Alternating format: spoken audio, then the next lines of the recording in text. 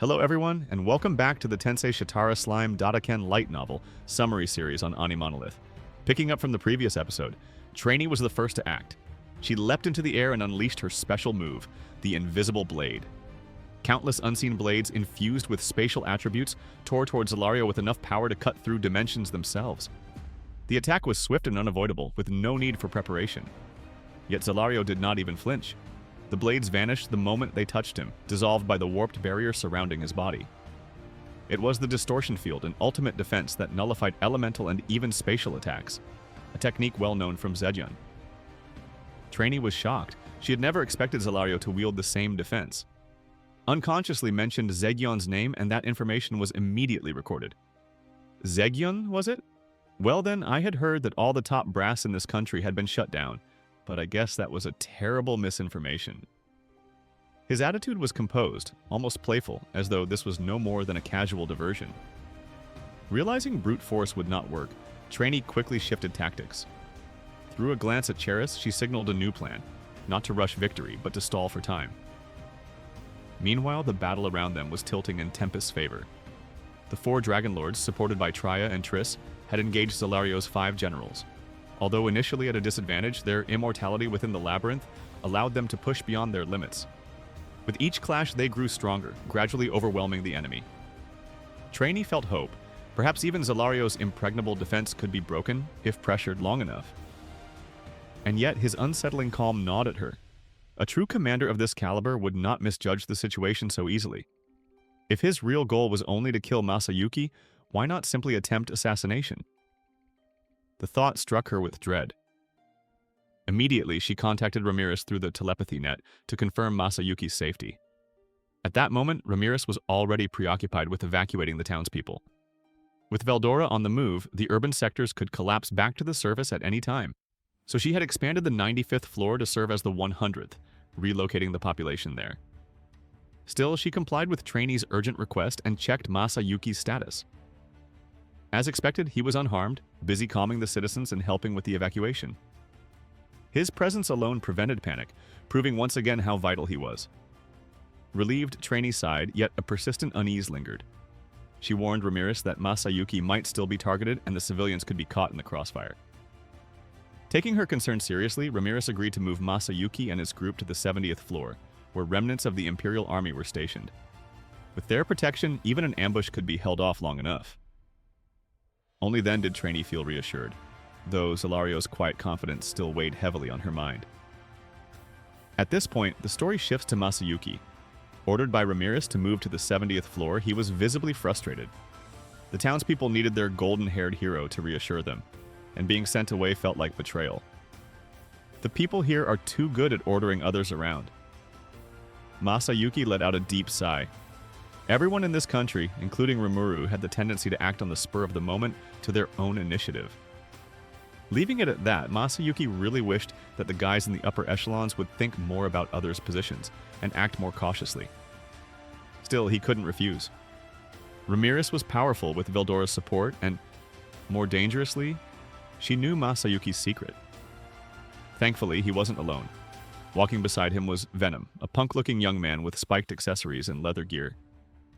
Despite his rough appearance, Venom was attentive and easy to talk to. Much like Masayuki, he was often forced into unreasonable orders, though in his case by Diablo. Because of this, the two quickly grew close, and Venom promised to protect Masayuki while helping maintain his reputation as a hero. When they finally reached the 70th floor, Venom reassured him. It was safer here, with Imperial soldiers and the Surmounters stationed nearby. Masayuki grumbled about being separated from the people, but he also knew Venom was right. Ramirez likely wanted to protect the townsfolk while also hiding the truth of his weakness. Reluctantly, he accepted it. As the two of them entered the Imperial encampment, Masayuki was still uneasy, torn between his own doubts and the awkward possibility of meeting old comrades. Venom tried to cheer him up, reminding him not to dwell on the past. Just as the tension between them began to ease, a sudden presence froze the air. Venom immediately stepped in front of Masayuki, demanding to know who was there. From the shadows emerged a towering figure with 6 shining wings and a predator's gaze. It was Cornu, one of Feldway's 3 Phantom commanders. Venom lashed out with a clean roundhouse kick, but Cornu didn't even bother to block. It simply wasn't necessary. Just a worthless demon underling. You dare raise your hand to Kornu-sama, one of the 3 Phantom Commanders? Know your place, and die. Kornu turned his attention away from Venom, his eyes filled with disgust as they fixed on Masayuki.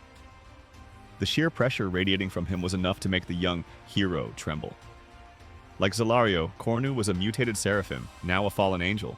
His 6 pure white wings stretched wide, his muscular frame wrapped in shining white garments. Yet, unlike Zelario's almost divine beauty, Kornu's presence was sharp and predatory, like a beast ready to devour its prey. "Don't ignore me!"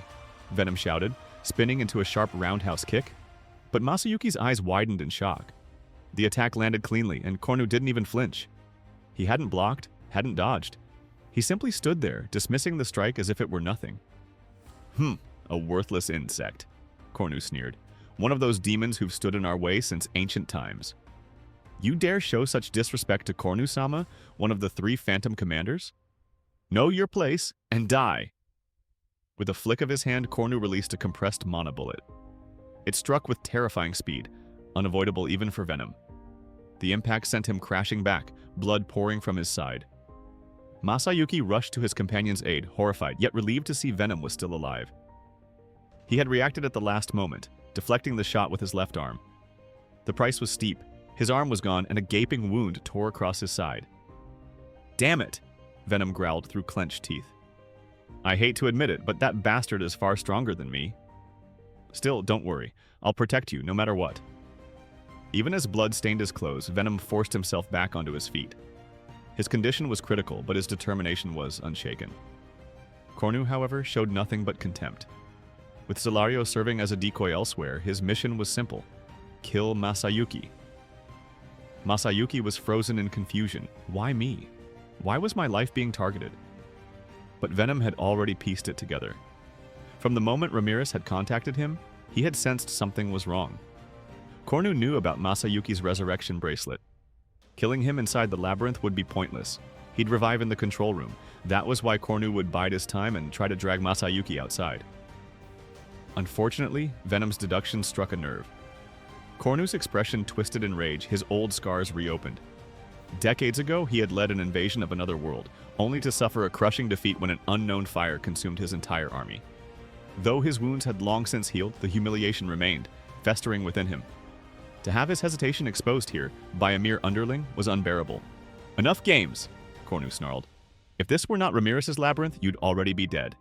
Still, I'll grant you despair before the end. Bear witness to the true power of Kornu, commander of the 3 Phantoms." A black and gold set of mythical armor shimmered into being around him, divine in appearance yet radiating menace. It was the highest grade equipment reserved only for the 3 Phantom Commanders. Against this overwhelming presence, Venom could feel his body shrink under the weight of fear. No attack of his would matter now. Facing Kornu, fully armed, was nothing short of hopeless. "Che, damn it!" Venom cursed, realizing the battle was already decided. Venom quickly realized the hopeless gap in power.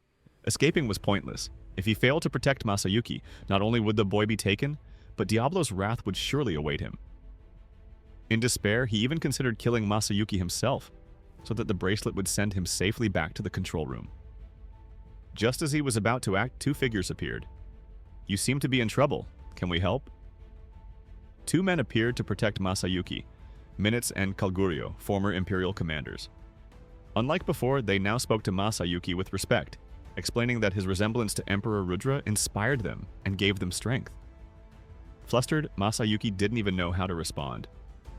Minutes reassured Venom and then activated his lost unique skill, Oppressor, creating a force field that slowed Kornu's movements. Though Rimuru had stripped the Imperial army of their powers, Minutes claimed it was easier to regain what was once his. Calgurio, unable to recover his own skill, instead overloaded his body with magicules. His strength surged past its limits, even as blood streamed from his face. But with unlimited resurrection bracelets, he fought without fear of death. Reinforcements soon arrived. 3 surmounters from Lubilius, drawn by curiosity, eager to join the fray. With 6 fighters now assembled, Calgurio naturally took command, organizing their attacks.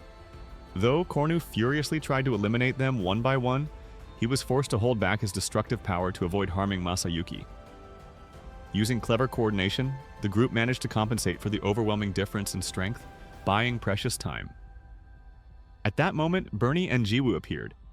Bernie urged Masayuki to head toward the research facility which connected to other floors, while Jiwoo prepared a transformation spell. Before Masayuki's eyes, Jiwoo changed form, becoming his exact double, intending to act as a decoy. Though reluctant to abandon his allies, Masayuki understood that staying would only drag them down. With a heavy heart, he agreed to the plan and prepared to escape. And that wraps up the events for today's video. Thanks for watching, and I'll see you all again in the next episode on AniMonolith.